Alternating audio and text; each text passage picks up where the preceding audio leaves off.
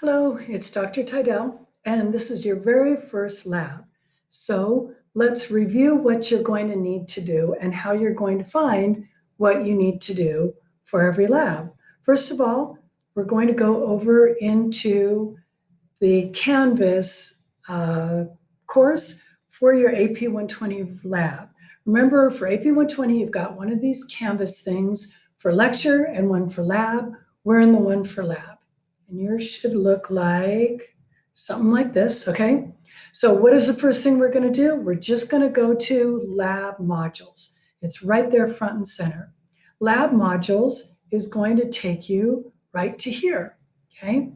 And it says that there is a lab syllabus quiz that is due by August 21, okay? So you better get it done. What about the rest of this stuff? The rest of this stuff you should go ahead and do as well, right? We've got an introductory Connect lab activity. This particular introductory lab activity is actually going to be your very first Connect assignment for your lab, and it is super easy. It just teaches you how to do your lab activities in Connect, right? Here is your graded lab activity right here. Right here, introductory Nearpod activity code SUMHD, okay? If when you go to this link, if it asks you for a code, that is the code, right? So you know what to put in. And you want to complete all of that lab activity. Actually, let's go ahead and look at that. Good, it'll take us here. And one of the things that you'll notice is you've got to log in. I'll just log in as me and join the session. Okay, and here you'll see that it starts out, it shows me a video. Great, I'll go ahead and watch a video. Alrighty, and then what? Then I need to, let me get me out of the way. I need to match the organs with their proper organ systems, right? Now, I didn't mean to do that. Match the organs with their different organ systems. Everyone needs to have one of these lab manuals, okay? This is a lab manual. You can only buy it through the bookstore. And you will notice that there is one chapter. It's kind of shiny there. There's one chapter for every week of lab. And you'll see lab number 1, Introduction to Anatomy Physiology, blah, blah, blah, blah, blah, starts on page 1. Let's go to page 1. Ooh, for every one of these labs, I'll try and remind you of it later on. The first few pages tell you these are all of the things that would be fair game for questions on next week's quiz. All right, so make sure you've got your lab manual there. And then you're going to do this Nearpod activity. You're going to say, okay, bones, bone marrow, cartilage, and ligaments. I will have learned by the time I'm done working through the lab manual, I will have learned that that is all part of the skeletal system, okay? Good, right? So you do all of that, right? And then you flip to the next page, and then it's got what do the different organ systems do, right? And you got to match that. And here's another video for me to watch. Great. I want you to remember that when we met in real life, each one of these labs was 3 hours long. So you should be expecting to spend 3 hours working through your lab activity stuff, right? Here are the different planes. I'm going to give you a lecture about that. You got to do that. And then what? Then I need to, the spine is blank. The spine is, hold on. The spine is posterior to the sternum. Good. The elbow is proximal to the list. You're saying to yourself, how am I supposed to know this? Well, you're going to watch the videos and you're going to work through your lab activity, right? In the lab manual. Here's another video for you to watch. And here's a 1-question quiz, okay? Anyway, submit it anyway. All right, So what do you need to do this week? You will go to your modules. You will look and see, I've got a syllabus quiz due. I need to do my Connect activities. I should watch this video by Crash Course. This video you're watching will be posted here as well. All righty? Good deal. So let's leave the student view and go to our regularly scheduled program. About 10%, that's a lot. About 10% of the questions on your very first midterm exam come from this lab. So you really want to do it right. Let's start off by talking about the anatomical position. You got to keep in mind that when all of these scientists were first discovering organs and organ systems and stuff like that, they didn't all speak English. They didn't all speak any one language. There were some people that were from Britain, they spoke English. There were some from Russia, quite a number from Russia. They, of course, spoke Russian.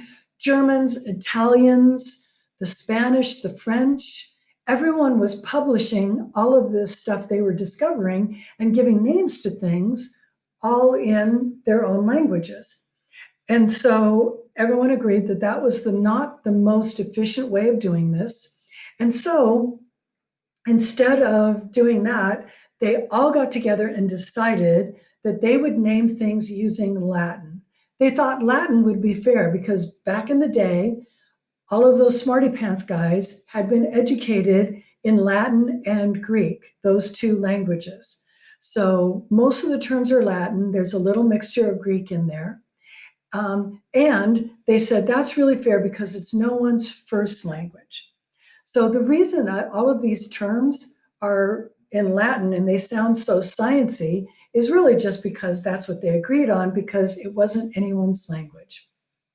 Now, on top of that, they needed a way of explaining to each other what they meant by different regions and different directions. So if I say this part of my hand, you might call it the palm of my hand. Is that the front of my hand or is that the back of my hand?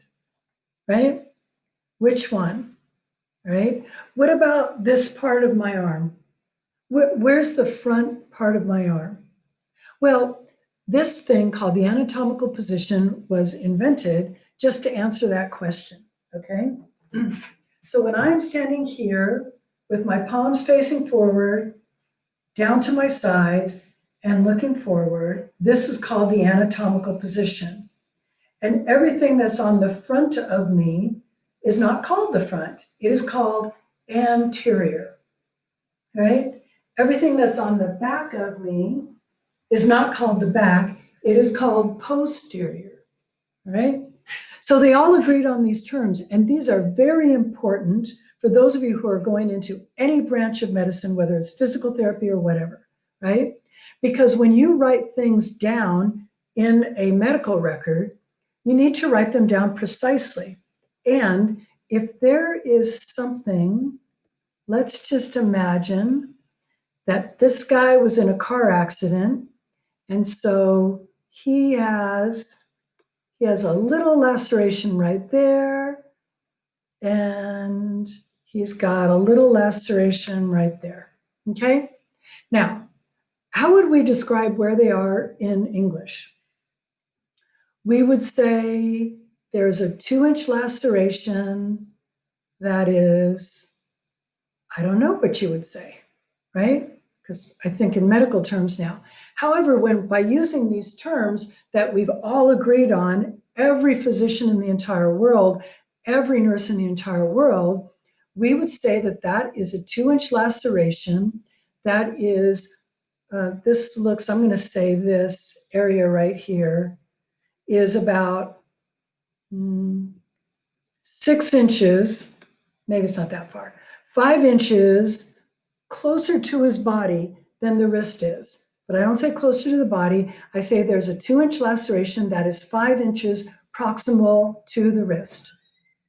And then everyone, everywhere on the planet that's in medicine understands those terms. You need to learn them in today's lab activity. Let's start off with right and left, okay? As a veterinarian, I would ask people, oh, which leg is your dog limping on? right or the left, and they'd say my right or his right. It's always his right, okay? So if I raise my hand, this is my right hand. This is this guy's right side. Yes, it is on the left side of you. One of the things that makes me sad every single semester is when people don't know the difference when we're talking about the heart chambers between the left ventricle and the right ventricle because they get them mixed up. Yes, this is your right side, but all of the organ pictures, unless we tell you you're looking at someone from behind, it is as if someone is standing looking at you from the front. Okay? So right is right, left is left. Don't get that wrong. Closer to this middle line through the body is the word known as medial. We don't say towards the middle, we say medial. And closer towards the sides of the body, we don't say that, we say lateral. So let's give this poor guy another injury. Oh, my goodness. So here would be a 4-inch laceration that is 6 inches lateral to the left of the midline. Okay, easy. We'll go back to proximal and distal. In the meantime, let's talk about anterior and posterior. Anterior is towards the front, posterior is towards the back. So I would be able to say that the ear is posterior to the nose. Yeah, okay, the ear is posterior to the nose, but the ears are also lateral to the nose. So there better not be two options on any quiz question or that'd be hard, okay? Also, I could say that this part of her skull is the anterior part of her skull, and this is the posterior part of the skull. We don't say on top or the top part, we say superior. So this is the superior part of her skull, and then down here would be the inferior part of her skull. So if I would say, I want you to push up your sleeve, I would tell you to move your sleeve superiorly. No one says that, but okay. This is superior to her belly button is superior to her knee. Okay, right. Superior and inferior. The terms anterior, posterior, superior, inferior are not just relative positions, like saying that this is a laceration that is 3. Okay, we haven't gotten to proximal distal yet. It's not just relative positions, it's also surfaces. So if you've got someone's heart, boom, boom, boom, boom, boom, boom, the front part is called the anterior part of the heart. The back is called the posterior part of the heart. The top is called the superior part of the heart. The pointy area is called the inferior part of the heart. These are all also names for surfaces. Last thing we want to do is proximal distal.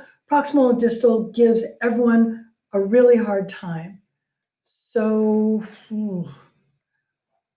how do you remember them? Proximal and distal, okay? Oops.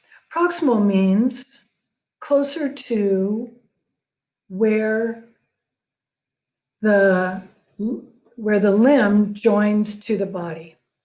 So proximal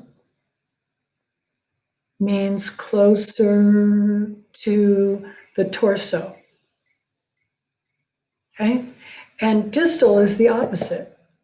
Distal is farther from the torso, okay? Now, I am going to ask you all to turn to page number 1 in your lab manual, okay? Page number 1. And you will notice that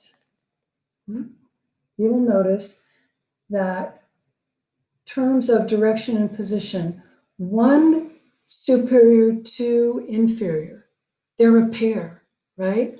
3 and 4, anterior, posterior, they are a pair. They're opposites of each other.